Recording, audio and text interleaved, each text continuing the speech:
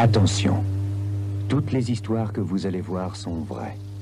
Les témoins, les officiers de police, de gendarmerie, les scientifiques que vous entendrez ont vécu ces phénomènes étranges. Aujourd'hui, ces mystères sont encore inexpliqués.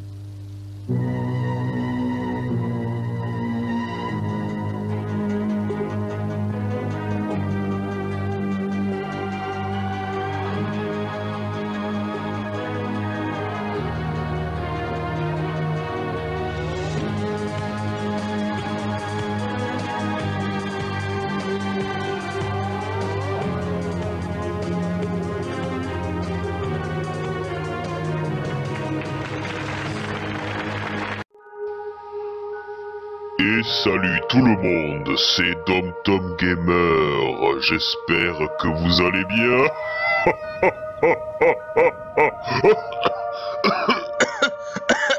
Oh putain, oh putain, je sais pas ce qui m'arrive. Enfin en tout cas, bienvenue dans cet épisode de Mystère. Et aujourd'hui, nous allons voir un nouvel épisode qui s'appelle Jeanne et Georges. Et vous allez voir que dans cet épisode-là, comme j'ai dit dans mes précédents épisodes, cette émission nous prend pour des cons. Alors je le dis de suite, cet épisode va parler un petit peu de comment une personne peut réagir quand, voilà, on perd quelqu'un de proche ou autre. Alors je ne critique pas ça, on peut perdre quelqu'un de proche, on peut perdre son enfant, on peut perdre autre chose, une personne qui est vraiment proche de nous, et c'est vrai que c'est pas ça que je vais critiquer dans ma vidéo. Il y a des personnes qui sont croyantes, c'est pas ces personnes là que je vais critiquer. Je vais critiquer cette vidéo et ce qu'elle nous montre. Parce que voilà, c'est ça qui est rigolo et c'est ça que je vais me moquer, c'est comment dans cette vidéo de mystère nous est montré un petit peu ce qui va se passer et comment ça nous est montré dans tous les cas. Voilà, peut-être que moi-même si je perdais quelqu'un de très proche, genre mon fils ou autre, et voilà, je veux bien que ça soit triste, mais dans tous les cas, on va voir un petit peu comment, voilà, cette vidéo nous est montrée, et vous allez voir que c'est un mourir de rire parce que c'est cliché. C'est cliché, c'est énorme, et il n'y a rien, voilà, rien nous fait croire à ce qu'on voit, tout simplement, avec des tas de choses qui ne sont pas cohérentes. Mais dans tous les cas, allez, on est reparti pour une vidéo de mystère, et j'espère que ça vous plaira. Allons-y, attaquons. Alors la vidéo que j'ai trouvée ne démarre pas au début, mais c'est vraiment, voilà, une minute après que le début a commencé. Et attaquons. Les objets se déplacent seuls comme si une force invisible agissait. Une force que certains affirment venir d'un autre monde.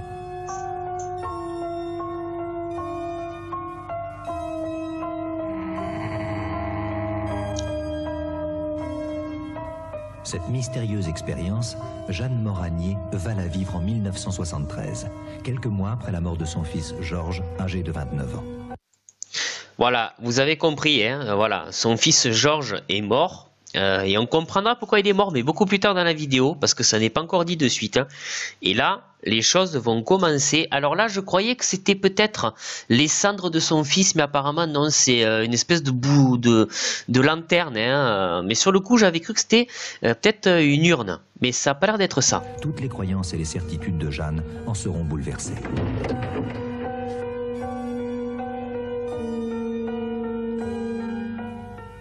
Qu'est-ce qui se passe ? Après son décès, peut-être je n'ai pas fait attention parce que je ne m'y attendais pas du tout. D'accord, donc du coup voilà, on voit un petit peu la maman qui va parler. Déjà vous allez voir un petit peu comment elle s'exprime, parce que là on se retrouve un petit peu comme dans mes précédents épisodes où on a les personnes en réel qui parlent. Et vous allez voir que cette femme-là, elle va nous expliquer un petit peu ce qui lui arrive. Et tout ce qu'on va voir dans cette vidéo, c'est que, allez, je le dis, même si c'est méchant, elle n'est pas très claire. Voilà, elle n'est pas très nette. Et on attaque tout de suite avec la suite de cette vidéo parce que ça promet. Peut-être 3 ou 4 mois après, je me suis aperçue que des objets changeaient de place dans mon appartement. J'entendais des coups très légers. Classique, hein, les fantômes, ils déplacent vos objets et puis mettent des coups très légers. Hein. On est tout à fait d'accord sur le fait que c'est tout à fait normal. Mais bon. Très léger, très discret. Sur le piano en particulier.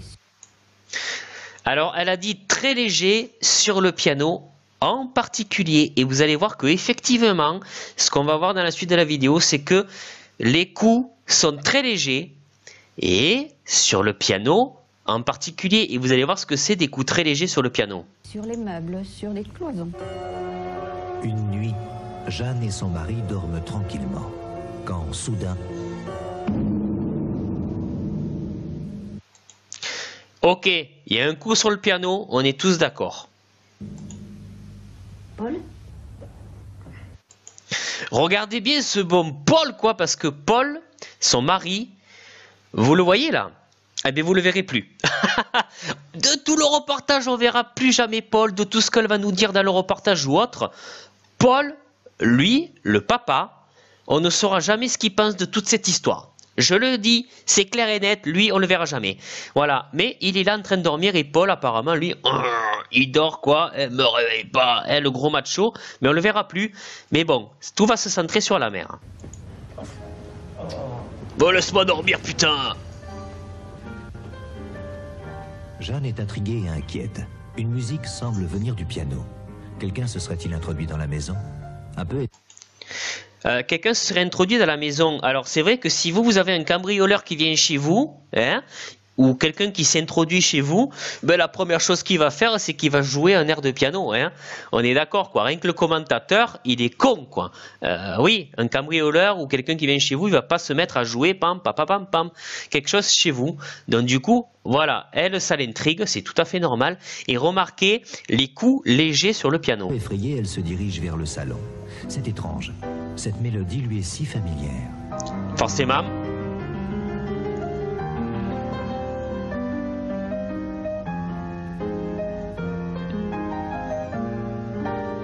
Mais il n'y a personne dans la pièce.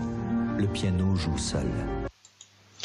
On l'avait bien vu, hein, que le piano est joué seul. C'est pas la peine de nous le dire, quoi. Hein, on n'est pas con. Jeanne est sidérée. Elle a reconnu la chanson préférée de son fils défunt. Comme par hasard, d'accord?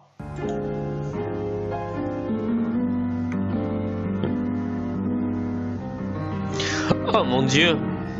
Georges m'a confirmé que toutes ces manifestations venaient bien de lui.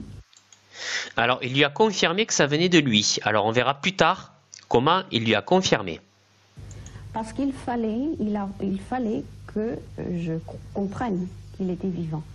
Comme je ne croyais pas à la survivance, son premier objectif a été naturellement de me faire comprendre qu'il était vivant. Alors là, elle se contredit. Il a voulu lui faire comprendre qu'il est vivant, quoi. Non, quand on est mort, on est mort. Voilà, ça c'est quelque chose que je voulais apporter à cette vidéo, ce reportage. T'es mort, t'es mort. Voilà. Alors qu'il y ait des esprits, des machins ou autres qui, voilà, peut-être sont encore là ou autre, c'est une chose, mais t'es pas vivant, quoi. Si t'es vivant, t'es comme toi et moi. Mais bon, allez, ok, on va acquiescer ses propos et on continue de regarder un petit peu ce que le reportage va nous dire. Jeanne n'est pas croyante. Elle est persuadée que l'âme ne survit pas après la mort. Pourtant, elle ne peut s'empêcher de penser à son fils Georges. Et voilà, et là vous voyez que voilà, il joue et puis d'un coup, pam, il ferme le piano comme ça. Forcément, le fantôme, hein, il cherche toujours à vous faire croire qu'il est là, vous dire des choses, et puis finalement, il essaie de vous faire peur aussi. Hein, cliché, quoi. Il l'a tout près d'elle. Georges me reprochait mon matérialisme, ce qu'il appelait mon matérialisme, c'est-à-dire mon incroyance. Il me le reprochait, et je lui avais dit, écoute, moi, je veux bien, moi, qu'il y ait un Dieu, mais il faudrait me le prouver. Eh bien, c'est lui qui, après son décès, me l'a prouvé. Voilà, il a prouvé à sa mère qu'il y avait un Dieu. Alors, c'est bête ce que je vais dire, mais vous allez voir que dans tout le reportage, comment il prouve qu'il y a un Dieu. Parce que un esprit qui est là, ou un fantôme, pour moi, si j'étais croyant aux esprits, puisque vous avez tous très bien compris que je ne suis pas croyant aux esprits ou autres, ou fantômes, c'est même pas ça qui prouve qu'il y a un Dieu. Parce que s'il y a un Dieu, les esprits ne seraient pas là. On est d'accord. Alors, qu'est-ce qu'elle parle de Dieu, là? Un fantôme ne veut pas dire qu'il y a Dieu qui existe. Mais bon, continuons. Jeanne était à ce moment-là bien loin d'imaginer l'importance que ces phénomènes allaient prendre dans sa vie. En effet, ah oui. Quelques jours plus tard, elle va constater en rentrant chez elle que certains objets ont été déplacés. Pourtant, il n'y a aucune effraction et personne n'a pu rentrer dans la maison. Regardez bien, quelques objets ont été déplacés. Regardez bien la pièce.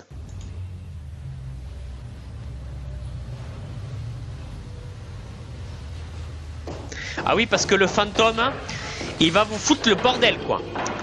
Hein, ton fils, à la limite, regarde maman, je suis un esprit, je fous le bordel chez toi, quoi. Tous les objets sont là. Rien n'est cassé ni abîmé. C'est comme si un tourbillon avait traversé la pièce, laissant tout en désordre comme une signature. Ah oui, rien n'a été volé. Eh, mais alors, il t'a foutu un sacré bordel, quoi, ton fils. Alors, je sais pas si, de base, il était bordélique, mais dans tous les cas, pour te dire, maman, je suis un esprit, je suis là, il a joué du piano jusque-là, ok, mais par contre, il faut un sacré bordel, quoi. Forcément, le fantôme, il vous fera ça chez vous, hein. Un parapsychologue qui ne croit pas à l'intervention de l'au-delà m'avait dit, c'est vous qui faites ça. Et il a peut-être pas tort. C'est vous, sous l'effet d'un chagrin très grand, une énergie se développe et déplace les objets. Alors là, le mec qui dit ça, il est complètement con, quoi, parce que il lui aurait dit, c'est vous qui faites ça à la place de votre fils, et c'est ce qu'on verra un petit peu plus loin dans le reportage, qui pour moi me semble vrai. Oui, mais là, le mec, il est en train de lui dire, c'est vous qui déplacez les objets par votre énergie. Putain, le mec, il est encore plus taré qu'elle, quoi, en sortant une connerie pareille. Mais bon. Je me suis dit, après tout, peut-être a-t-il raison. Si c'est Jeanne qui provoque ces phénomènes dans sa maison, comment expliquer qu'ils se produisent également chez sa fille Marie, qui habite à plusieurs kilomètres de là? Eh oui, et c'est ça qui est le grand mystère de ce reportage, et on va voir pourquoi. Depuis plusieurs jours, Marie cherche son peignoir qui se trouve habituellement dans la salle de bain. C'est en allant dans le grenier pour y chercher autre chose qu'elle va le découvrir enfermé dans une vieille valise dont elle ne se sert plus depuis longtemps. Ah oui, parce que vous voyez, si à la limite ton frère est décédé, eh bien, il va prendre ton peignoir et plutôt que de te le faire voler devant tes yeux ou autre, eh bien non, il va te le cacher dans le grenier dans une ancienne valise que tu n'utilises plus. C'est logique, hein? Vous êtes tous d'accord avec moi? C'est très logique. Mais bon, allez, on avance. Allez, pareil, les portes qui claquent, regarde. Hein. La porte de la salle de bain se met à claquer, comme si quelqu'un était derrière. Pourtant, Marie est seule dans la maison et il n'y a aucun courant d'air. En même temps, si un courant d'air fait ça chez moi, ça me paraît très bizarre quand même.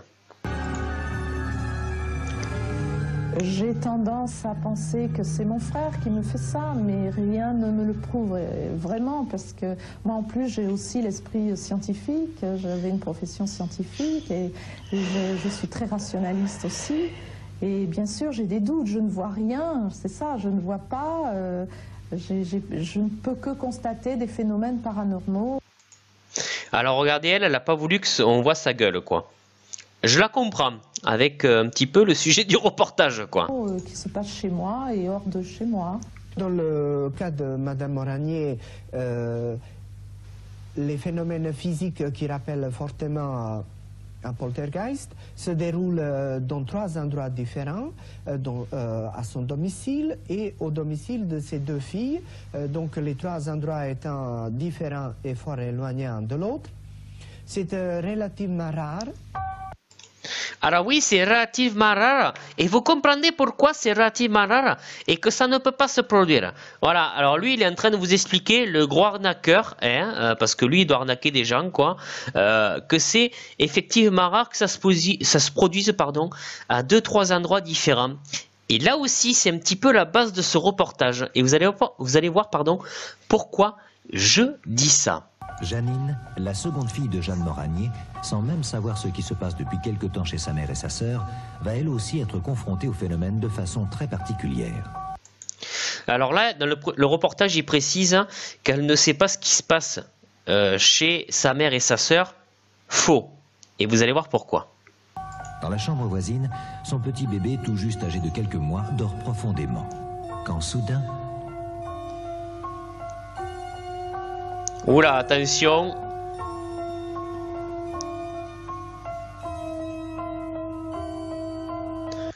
Alors elle aussi, elle a un mari qui est en train de dormir à côté d'elle. Hein. Pareil, hein, on va pas voir ce que lui pense de tout ça. Hein. Je vous le dis de suite, hein, le mari qui fait dodo, il n'y a que des femmes dans ce reportage, quoi. Hop, je mets pause si on voit une culotte. Hein. Je suis pas sûr. Ah non, on verra pas de culotte ni Voilà, vous m'avez compris. Ah, c'est bien fait, hein. Vous avez vu ce super effet spéciaux, quoi? Et le bébé, il dort, hein. J'étais très surprise en entrant dans la chambre de ne pas le trouver au même endroit, c'est-à-dire que le lit avait été déplacé d'au moins 3-4 mètres. Voilà, donc le fantôme, pareil, hein, il va faire comprendre qu'il est là, alors qu'il sait jouer du piano ou autre, en déplaçant, pardon, le lit, quoi. D'accord. Putain, par contre, toi, t'as pris un sacré coup de vieux, quand même, hein. Il n'était plus à l'endroit où il était la veille, il était au milieu de la pièce. Voilà. Tout simplement. Le premier instant de surprise passé, Janine se précipite. Et heureusement, l'enfant dort profondément. Ah bah oui. Hein? C'est Casper. C'était peut-être mon frère qui se manifestait de cette façon pour me prouver qu'il était toujours en vie. Ça ne m'a pas trop étonnée parce que d'abord j'étais croyante et je savais qu'il y avait une continuité après la mort. Non, elle est croyante déjà. Hein, voilà, elle c'est la fille qui est un petit peu, voilà, pas comme sa mère, elle est croyante, donc pas de souci, elle comprend. C'est quoi ce bruit? Janine va être réveillée au milieu de la nuit par des bruits de vaisselle cassée. Pourtant, dans la cuisine, tout est parfaitement intact. Et du coup, le fantôme, lui, arrive même à vous faire croire à un bruit de vaisselle cassée, alors qu'il n'y en a pas. Ça, c'est énorme. Parce que d'habitude, il casse des choses et c'est toujours un petit peu du réel. Mais là, je sais pas, le fantôme, il est imitateur de bruit, quoi. Il est en train de vous faire avec, je sais pas, sa bouche ou autre. Hop, voilà, une imitation d'assiette qui se casse.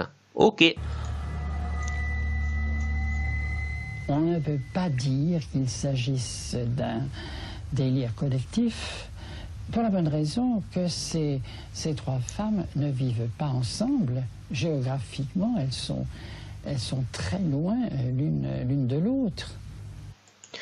Alors écoutez bien ce que cette espèce de taré là, cette espèce de mec que lui-même a l'air plus taré que tout le monde, quoi. Lui, c'est le gros allumé du reportage, quoi. Il est en train de nous dire que comme elles sont éloignées les unes des autres, on ne peut pas parler d'un délire collectif parce que il leur arrive les mêmes choses, mais elles sont loin les unes des autres, on va dire une vingtaine de kilomètres.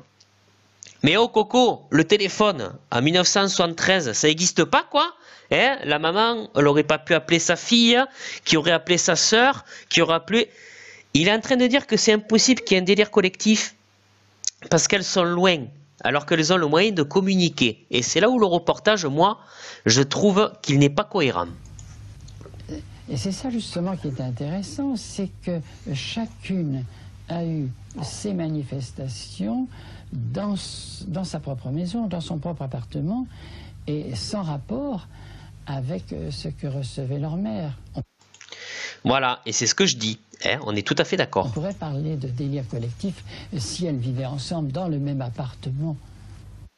Et là, il confirme encore plus, quoi. D'accord, le téléphone, ça n'existe pas. Troublée, Jeanne s'est décidée à aller voir un médium qui lui a conseillé de faire brûler des cierges à l'église. Forcément, le médium, il va vous dire allez brûler des cierges à l'église. Hein. Allez.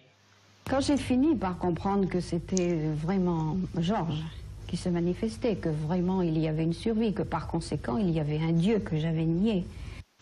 Elle continue avec son Dieu, quoi. D'accord? Un fantôme égale Dieu. Ok. Ma vie a totalement changé. C'est seulement après que Jeanne ait prié pour son fils que le médium pourra tenter d'entrer en communication avec lui. Ah, on voit ce bon Paul à côté qui est en train de dormir, quoi. Mais il fait que ça, lui, hein. Et on le voit que dans le lit en train de dormir, quoi. Désormais, Jeanne est sur le qui-vive. Une nuit, un grincement étrange la fait descendre au salon. Mais cette fois, tout semble normal. Pourtant, Jeanne sent une présence dans la pièce.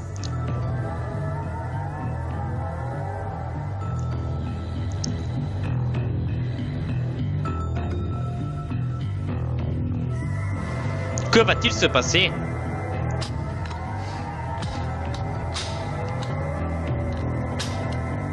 Les phénomènes physiques sont absolument indispensables parce qu'il faut que l'esprit de l'au-delà attire l'attention des terrestres, des survivants, et il ne peut le faire que par des moyens matériels. Et là, vous avez vu qu'il est en train de parler de ça, raccord avec le fait qu'elle s'est réveillée et en fait le fantôme était en train simplement d'ouvrir, de fermer le verrou. Et il dit qu'un fantôme ne peut se manifester qu'en touchant des choses matérielles. Et là, putain, tu te dis, mais le reportage, enfin, du moins, c'est complètement débile. C'est-à-dire que quand on a vu comment il arrive à jouer du piano, putain, il nous a joué un air de piano, il peut faire des choses, il peut déplacer des objets, mais putain, pourquoi il prend pas un stylo, quoi, et il écrit « Maman, je suis là, je suis pas mort, je suis un fantôme ». Pourquoi il prend pas un putain de stylo et il communique avec elle? Non, il va jouer du piano comme un fou et super bien, mais par contre après tout le reste, hein, il va simplement bouger des objets, bouger des trucs, des conneries quoi, que tu sais pas pourquoi, et que voilà, c'est pas cohérent. Cette même nuit, à plusieurs kilomètres de là, Marie est seule dans son appartement. Son fils Eric est en classe de neige et son mari en voyage d'affaires. C'est dans la chambre d'Eric que vont commencer d'étranges manifestations.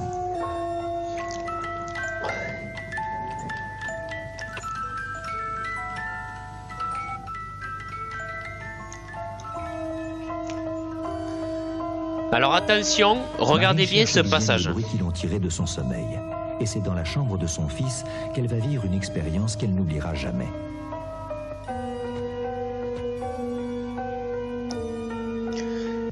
Vous remarquerez qu'il y a une antenne, hein, c'est une voiture téléguidée. Hein. Hop, on voit l'antenne là. Hein.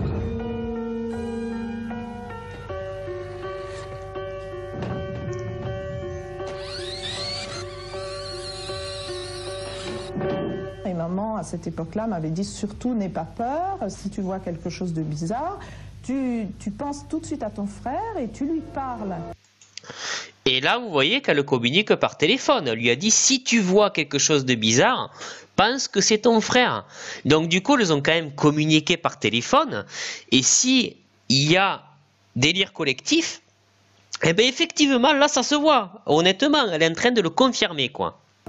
Georges, si c'est toi, fais clignoter tes phares 3 fois.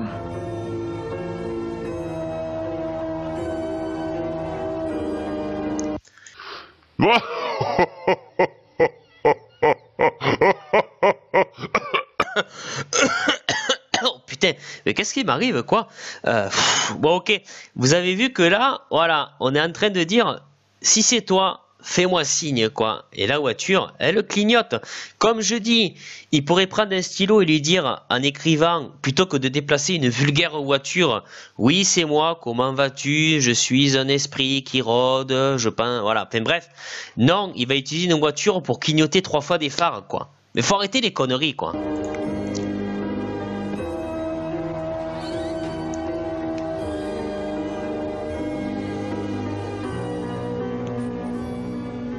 Et sur le matin, je suis allée donc dans la chambre de mon fils voir la voiture. Elle était toujours sous le lit, toujours au même endroit. Marie veut en avoir le cœur net. Elle veut inspecter la voiture de plus près. Et ce qu'elle va découvrir va être pour elle une preuve supplémentaire de la présence de son frère. Alors là, ce qu'elle va découvrir va prouver qu'il y a un fantôme.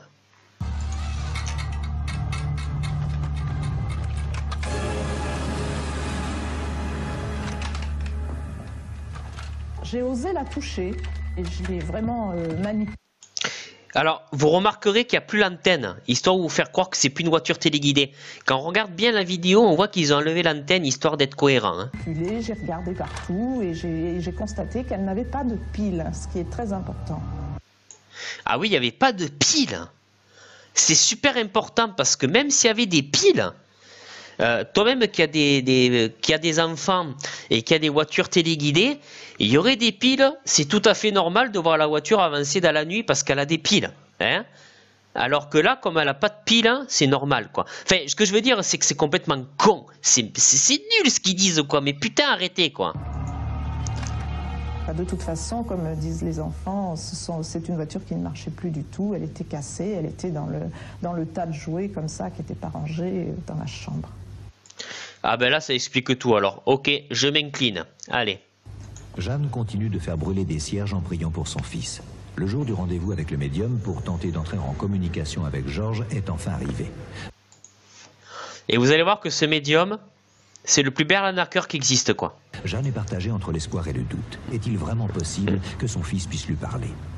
J'ai pensé à aller voir un médium pour savoir comment était mon fils, ce qui se passait.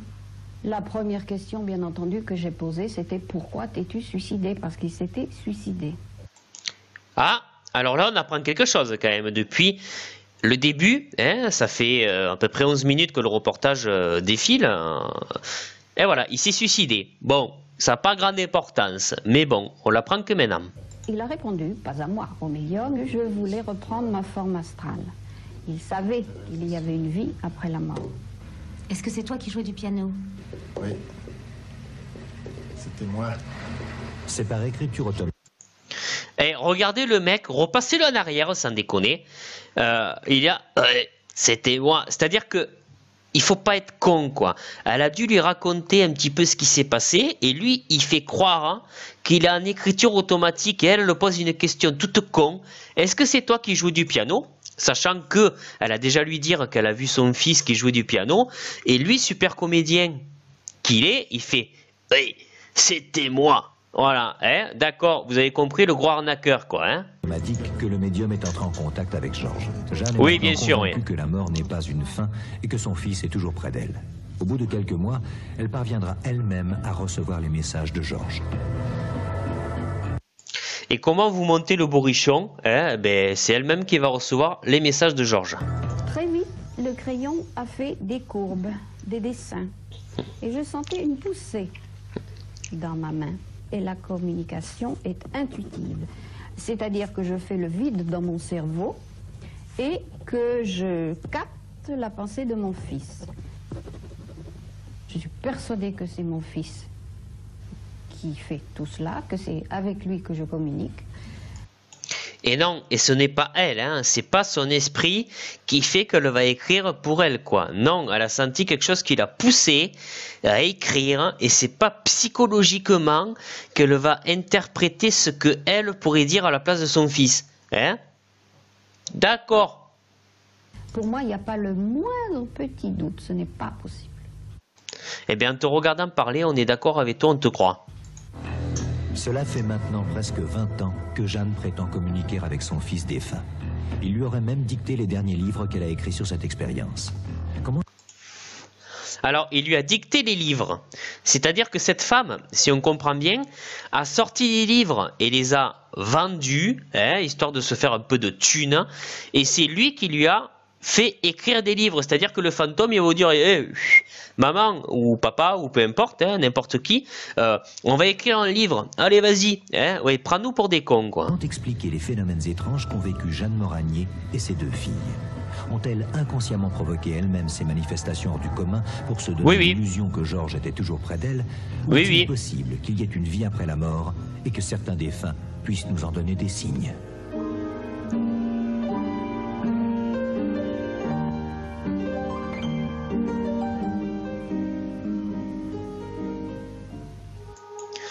Voilà, donc vous avez compris un petit peu ce que je voulais montrer dans ce reportage, c'est que voilà, je ne critique pas le fait que si on perd quelqu'un de proche ou autre, on peut croire à certaines choses, c'est pas ça, chacun est libre de croire à ce qu'il veut, mais c'est bien entendu ce que nous montre cette série et tous ces gens qui apparemment, dans ce que nous a expliqué le reportage, ben, le délire collectif, il est clair et net, quoi. Voilà, pour moi, c'est clair et net que c'est bidon, quoi. Rien ne se tient et tout est cliché, comme j'ai toujours essayé de le montrer un petit peu avec ces épisodes de mystère. Et j'espère que voilà, je suis cohérent un petit peu dans ce que je dis, parce que jusqu'à présent j'ai jamais rien vu. Et dans tous les cas, beaucoup de gens qui regarderont cette vidéo, comme je le dis, n'auront rien vu. Mais bon, voilà. Dans tous les cas, j'espère que cette vidéo vous aura plu. Encore un épisode sur Mystère, j'adore faire ça. Il y a plein d'épisodes que j'essaye de vous montrer et il y en a d'autres que j'ai un petit peu dans ma besace. Hein, et j'espère que voilà, j'arriverai à faire quelque chose de sympa avec. N'hésitez pas à me laisser des commentaires sur cette vidéo, à me dire ce que vous en pensez. Alors, regardez mes autres vidéos sur les jeux vidéo que je fais sur les let's play ou autres, ou sur d'autres choses que je publie sur ma chaîne, à vous abonner à ma chaîne. Et surtout, je vous dis à très bientôt sur la chaîne de DomTom Gamer. Ciao ciao.